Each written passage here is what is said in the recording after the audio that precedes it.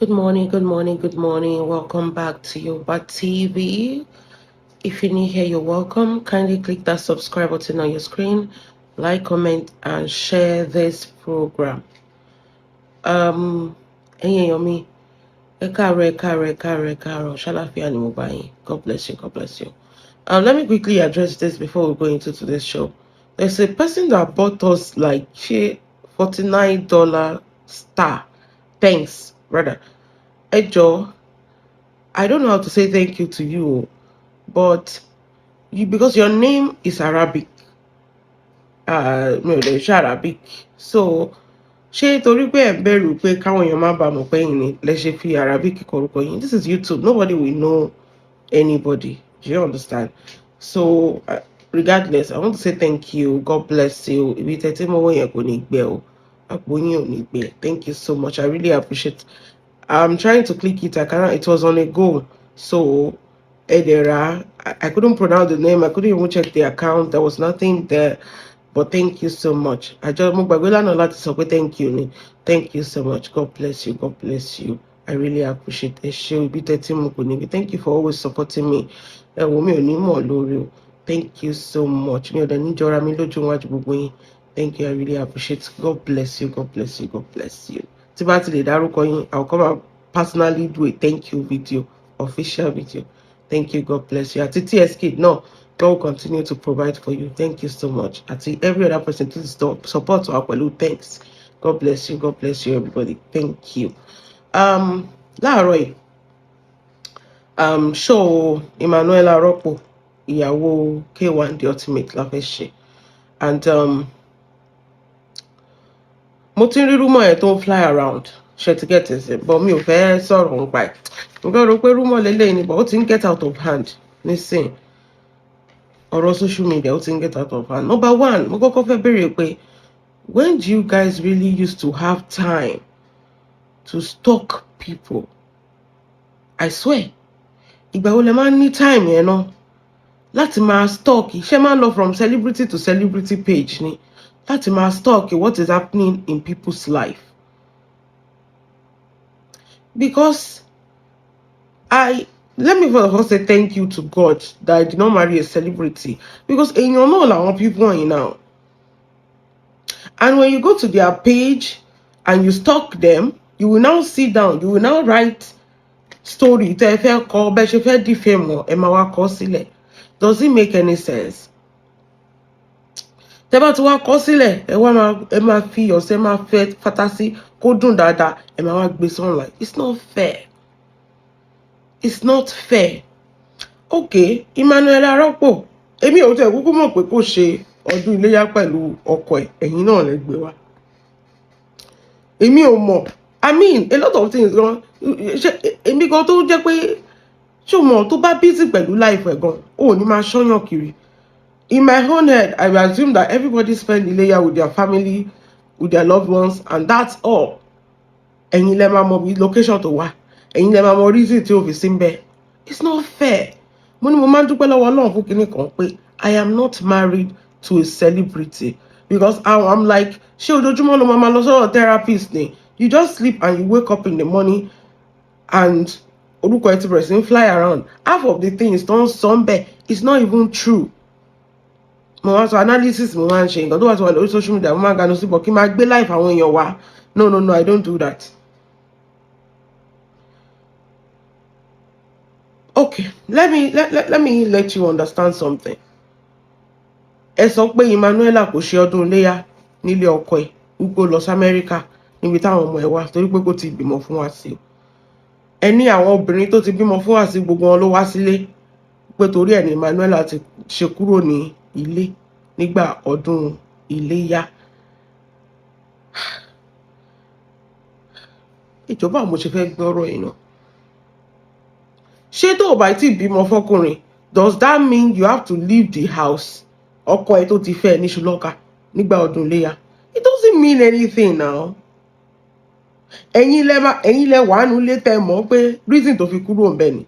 Ẹ̀yin lẹ tún advice ẹ pé kó má máa kúrò ńbẹ̀. Òun àtọkọjọ ní mutual agreement pé time tóun fẹ́ travel nìyẹn. Ṣé bọ́ ọkọ ẹ máa mọ̀ ìyẹn K1? Nǹkan tó bá dé wà convenient fún yàn, nìyẹn máa ṣe. Ẹ wo ọjọ́ tí mo tẹ ẹ̀kan déédéé rí mi jọ yẹn tí mo dẹ̀ gbéra tí mo travel because I had to do it pápápá. That was it 2 or 3 weeks ago. Tó bá yẹ pé celebrity ni mi ṣe gẹ́tẹ̀sẹ̀ bẹ́ẹ̀ ṣe máa wá kú kọ̀pù nìyẹn gbogbo nǹkan kan ṣẹlẹ̀ torí ẹ̀ mo ṣe kúrò nílé. I have other things to sort out. A lot of things lè wà lára reason tí Emmanuella fi lọ. Ó lè jẹ́ paper kó jẹ́ pé time tí paper ẹ̀ máa expire nìyẹn. Ó lè jẹ́ children ó lè wà important ó lè jẹ́ kéwà gbọ́ fún ara ẹ̀ ló ràn kúrò nílé pé kó lọ ṣe nǹkan kan fún òun. I mean, when do you guys have that time now to be stalking people? Let me now tell you one thing I feel about you people. When it comes to celebrity wedding, ẹ máa ń feel bíi pé ẹ ti ní sí back of the mind pé you want it to fail. Ibi tẹ́rù yẹn ti bà mí nìyẹn. Emmanuella ló lè Wasiu báyìí. Gbogbo yín ẹ ti gbé betting lé pé wọ́n máa fira wọn lẹ̀. So ẹ máa ṣe nǹkan tó wọ́ọ̀sì pé kí Emmanuella àti Wasiu kan fira wọn lẹ̀. The same way làwọn lórí burúkú kan ṣe ń comment sí orí Twitter wípé Emmanuel pé kí lórúkọ ẹ̀ Priscilla àtọkọ ẹ̀ pé Max àwọn fún wọn ní 3 years ni wọ́n máa fira wọn lẹ̀. Àmì kí ló dé tó jẹ́ pé inú yín ò kì í dùn sèré náà wọn ò gbọ́kàn lọ́wọ́ yín o. The same way báwa náà ṣe ń meet ọkọ wa làwọn náà ṣe ń meet ọkọ wọn. Ìyàtọ̀ tó wà bẹ́ẹ̀ ni pé torí pé àwọn jẹ́ celebrity la fi mọ́kọ wọn. Wọn ò gbọ́kàn lọ́wọ́ yín náà.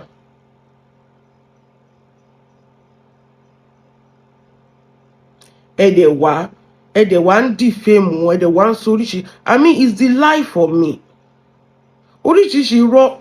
I'm telling you, I don't think I have that mental health to be a wife of a celebrity. Pẹ̀lú gbogbo nǹkan tẹ́yìn people ẹ̀ máa ń gbé wá every time. Ẹni kò wá sójúde ọba ẹ̀yin náà lè máa mọ̀ pé kò sí ńbẹ̀. Ẹni kò wá fún Iléyá ẹ̀yin náà lè máa mọ̀ pé kò sí ńbẹ̀. Ẹ̀yin náà lè máa mọ̀ reason tí ò ṣe tú sí ńbẹ̀ láì bá gbélé. It's not fair. Gbogbo nǹkan tẹ́ ń ṣe ni pé ẹ fẹ́ jẹ́ number 1 forefront in case marriage yẹn bá ti dàrú ẹ̀yin lè máa kọ́kọ́ mọ̀ kó lè dàrú ẹ fi wọ́n lẹ̀.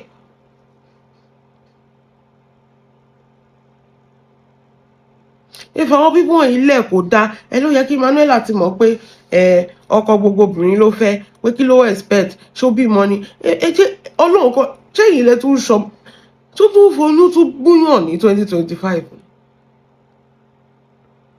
Ṣé ó foyún búyàn ni? Ṣé ẹ ti ẹ̀ mọ̀ bí àtòrí pé ó ti lóyún náà sọ pé kó máa lọ sọ́run?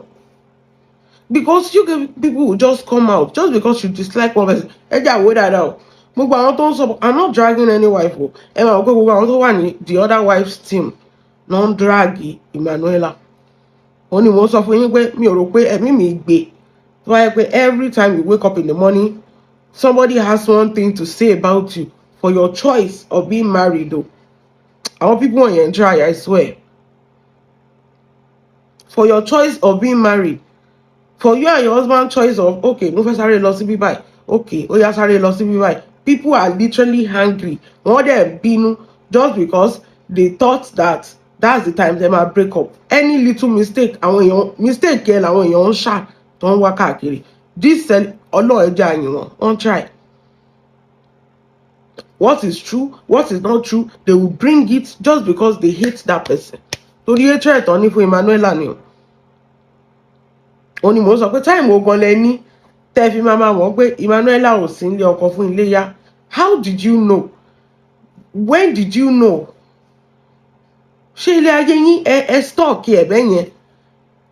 Tẹ́ bá stock ilé ayé yín dáadáa ẹ ní máa mọ̀ pé àwọn eléyìí ò wá sílé ọdún. Ilé ọdún dẹ̀rẹ̀ ṣé gbogbo èèyàn ló máa ń busy. Kí ló dé tó yẹ pé ẹ̀yin gan nìkan lẹ busy tẹ́ fi ń ṣọ́ èèyàn tí ò lọ.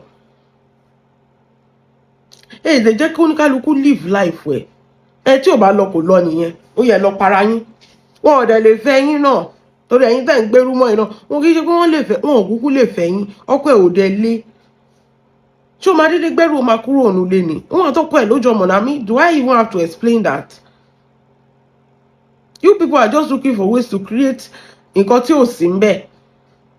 Any trouble in paradise. Any kinní kan ṣe kinní kan. ẹni torí ẹ̀ ni ò ṣe wípé wọ́n lè dànù ní ta ló fẹ́ lé Emmanuella dànù nínú ilé ọkọ ẹ̀ tìbí inú ilé ọkọ ẹ̀ ló wà ẹjọ́ tó bá wá padà dé kílẹ̀ wá tún fẹ́ sọ wọ́n tún ti lé padà àbí tó bá wá padà dé kílẹ̀ tún fẹ́ sọ I mean it's the audacity for me o audacity yín ó máa ń shock mi bákan pé àwọn people wọ̀nyẹn ń try o I swear to God in fact gan ògùn artist I swear you just sit down and cook story that is not sínú ilé yẹn o that is not true and because you just want that marriage to break up so that you will be saying that ṣé ẹ sọ bẹ́ẹ̀ no it's not fair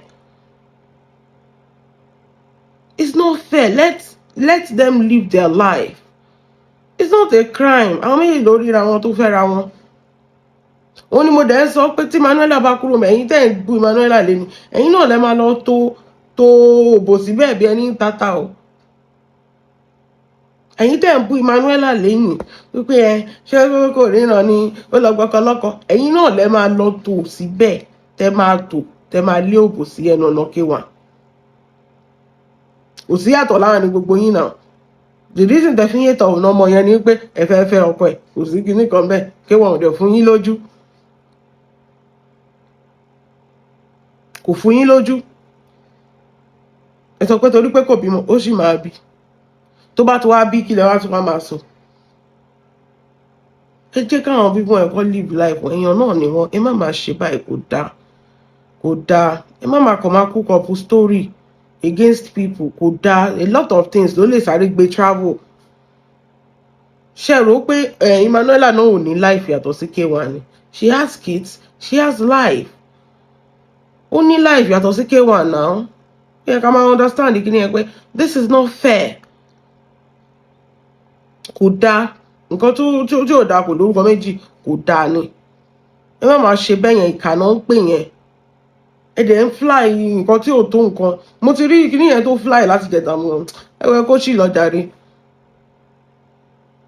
pàtí ìṣe pé ó fẹ́ràn ara ẹ̀ wá announce pé òun ti fọkọ òun lẹ̀ so kí ni ẹ wá ń wádìí ẹ̀ fún àbí Wàsíù ti announce pé eléyìí ò kì í ṣe àwọn òun mọ́ àwọn méjèèjì tí ń fẹ́ra ẹ̀yin nínú bí ẹ̀yin lẹ̀ ń jà kiri ìyàwó ẹ̀ ni ìyàwó tó fẹ́ líṣu lọ́kà ni ẹ̀yin lẹ̀ wá ń jà kiri dẹ́n sọ pé yẹn kíní kan ṣe kíní kan kí ló fẹ́ ṣẹlẹ̀ kò sí nǹkan tó lè ṣẹlẹ̀ náà ṣe bó travel ṣé gbogbo àwọn kì í travel ni kí n kúrò nílé ọkọ mi báyìí kí n travel kẹ́yìn wèrè kan máa sọ pé yẹn kí ló dé tí mi fi sí nígbà kíní kan kí ló dé tí mi fi wà ń bẹ́ẹ̀ wọ́n ti lé mi dànù just imagine ṣé mi ní padà wá sínú ilé òun ni